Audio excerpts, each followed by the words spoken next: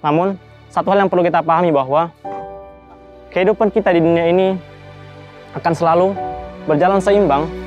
Akan ada duka di antara bahagia, akan ada sulit di antara kemudahan. Siang pun berlalu dan cuaca pun berlalu.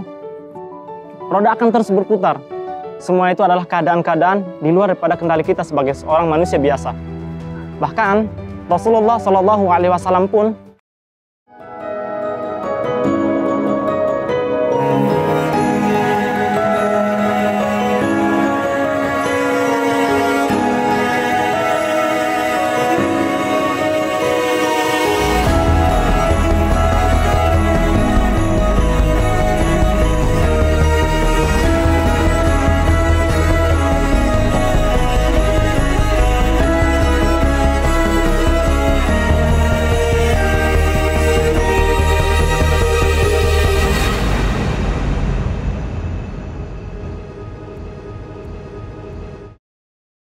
Assalamualaikum warahmatullahi wabarakatuh. Alhamdulillah ala ni'matin iman wal islam. Asyhadu an la ilaha illallah wahdahu la syarikalah wa asyhadu anna Muhammadan abduhu wa rasuluh la nabiyya wa rasulullah ba'da, amma ba'd. Puji dan syukur hanyalah milik Allah Subhanahu wa taala yang telah mengadakan surga untuk hamba-hambanya yang bertakwa. Dan tak lupa salawat dan salam kita kirimkan kepada baginda Nabiullah Muhammad sallallahu alaihi wasallam. Beliau yang telah mengajarkan kita berbagai macam hal, dari beriman, berislam, bahkan berakhlak sekalipun. Sahabat cinta Quran, kehidupan kita di dunia ini adalah perjalanan yang akan membawa kita dari titik satu menuju titik yang lainnya. Dari titik di mana kita merasakan kenyamanan, akan menuju ke titik di mana kita merasakan resah, gelisah, sedih, tidak nyaman, tidak bahagia, bahkan takut untuk kemudian melangkah.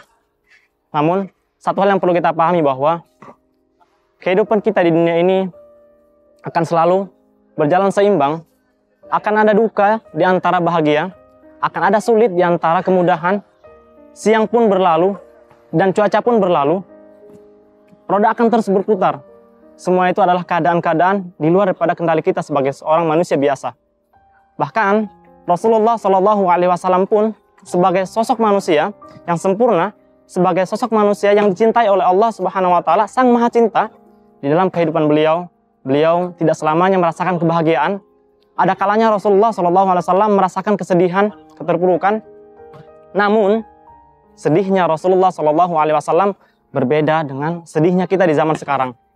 Sedihnya Rasulullah dan para sahabat itu ketika wahyu atau hidayah yang sampaikan ia tidak diterima oleh orang-orang, atau Al-Quran sendiri dicampakkan.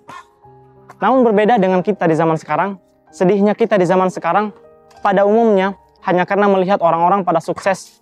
Orang-orang telah memiliki pekerjaan yang tetap, orang lain sudah memiliki omset miliaran, orang lain sudah memiliki rumah yang mewah dan kemudian istri. Dan kemudian kita memperbandingkan antara diri kita dengan orang lain. Cuman sebatas itu standar kesedihan kita.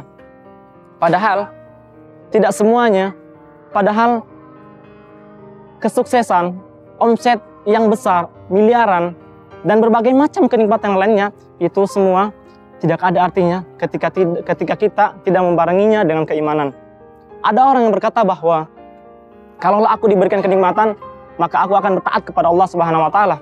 Padahal teman-teman sahabat cinta Quran, tidak semuanya kenikmatan itu membawa pada ketaatan.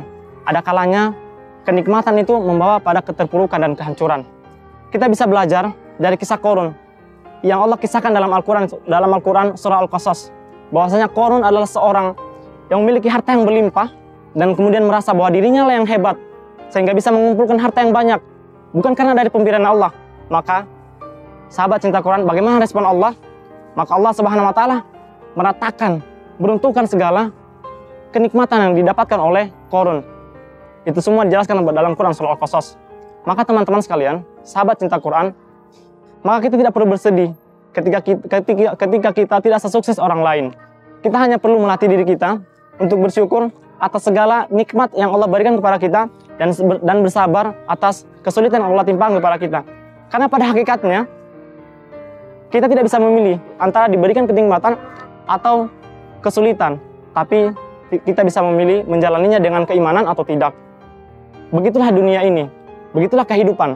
Akan selalu ada duka jika ada bahagia, akan selalu ada gelisah jika ada kenyamanan, dan akan selalu ada air mata dan sedih jika ada senyuman, dan akan selalu ada ketakutan dan kekhawatiran ketika semua itu ada keberanian.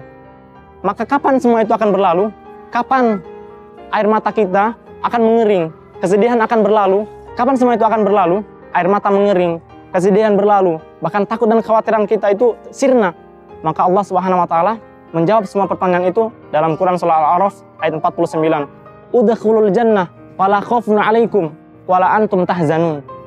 Masuklah kamu ke dalam surga, tidak ada ketakutan terhadapmu dan tidak pula kamu bersedih hati. Itulah jawaban Allah Subhanahu wa taala dalam Quran surah Al-A'raf. Maka sahabat cinta Quran, kesedihan kita di dunia ini akan sirna ketika kita memasuki surganya Allah Subhanahu wa taala. Maka kalau kita masih melihat kaki kita masih menempel di dunia ini, maka bersabarlah, karena air mata dan kesedihan akan selalu menyapa hati dan jiwa kita. Namun satu hal yang perlu kita ketahui bahwa kesedihan dan air mata itu akan terus berlanjut sampai dengan di akhirat ketika kita menjalani kehidupan ini dengan tanpa keimanan.